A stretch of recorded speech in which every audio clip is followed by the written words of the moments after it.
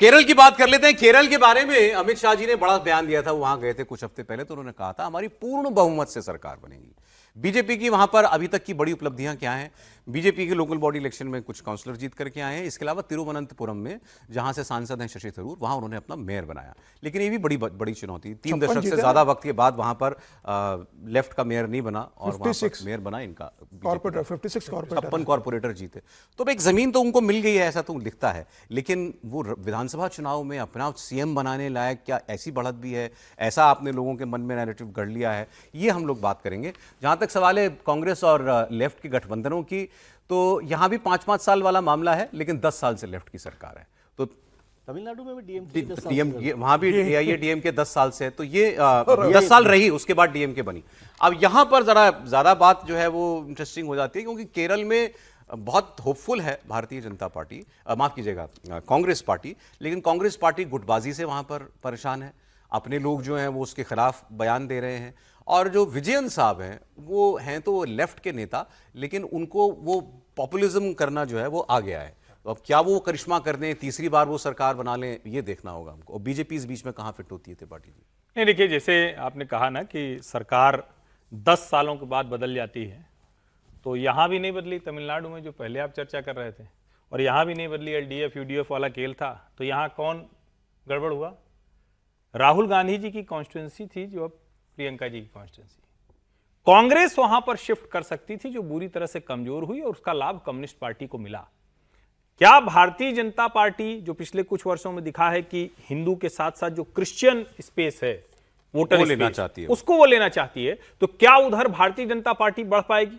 और अगर भारतीय जनता पार्टी मजबूत होगी, तो देखिए कम्युनिस्ट तो वहां से गायब नहीं हो रहे हैं, तो क्या कांग्रेस के लिए वहां स्थिति खराब होने वाली? मुझे लगता है केरल का फोकस इस बात पर होना चाहिए। सरकार कौन बना लेगा ये तो अभी थोड़ा आगे समझ में आएगा, लेकिन केरल का फोकस ये होगा, क्या बीजेपी कांग्रेस को रिप्लेस करने जा रही है, यानी यूडीएफ को बीजेपी का जो अलाई है, जो गठजोड़ है, वो चेंज करने जा रहा है क्या? मुझे लगता है इस पर नजर रखनी चाहिए। जो वोट बीजेपी को मिलेगा वो कांग्रेस से ही आएगा, जाहिर है, वही वोट बैंक होता है, बड़ा वोट बैंक। क्रिश्चियन वोट अभी किसके पास है? क्रिश्चियन वोट अभी तक कांग्रेस पार्टी के पास है। और जिसको कहते हैं ना कि हिंदू वहां पर कई बार ये सोचकर कि हमारा प्लेयर नहीं है, हम तो जीत नहीं रहे हैं, तो किसको देता है? वो भारतीय जनता पार्टी बजाय कांग्रेस को देता है।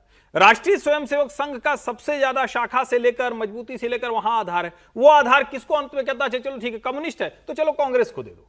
तो कांग्रेस को नहीं देना। बीजेपी का वोटर समर्थक भी जो है, अगर वो कांग्रेस को दे देता था, तो अब अगर वो शिफ्ट करेगा, तो जो हिंदू वोटर है, संघी वोटर है, क्रिश्चियन वोटर है, वो किधर जाएगा ये तय हो। सर, संघी वोटर कहां जाएगा? देखिए, अभी राष्ट्रीय स्वयंसेवक संघ ने अभी प्रतिनिधि सभा चल रही है, उसमें उसका जो वृत्त जो हम लोग कहते हैं संघ की भाषा में, उसमें हुआ है कि संघ 55,000 क्रिश्चियन घरों में गया है, और करीब 52-53 हजार मुस्लिम घरों में गया है, अपने बारे में समझाने के लिए। हर बार जाता है सर कुछ नहीं, ऐसा नहीं था। इस बार चुनाव की दृष्टि से नहीं, सामाजिक समरसता की दृष्टि से गया है। इसका कितना इंपैक्ट पड़ता है मैं नहीं जानता, लेकिन एक चीज आप जरूर देखिएगा, पैटर्न जरा देखिएगा केरला का।